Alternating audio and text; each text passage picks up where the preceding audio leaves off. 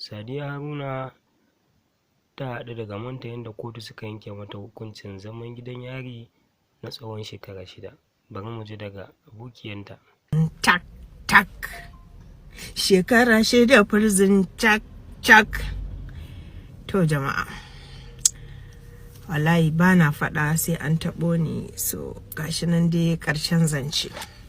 Shekara 6 a prison, dole ne mu tanadi garin kwaki da fiyo wata da biredi, saboda mu kai ziyara, mu ba ma gaba.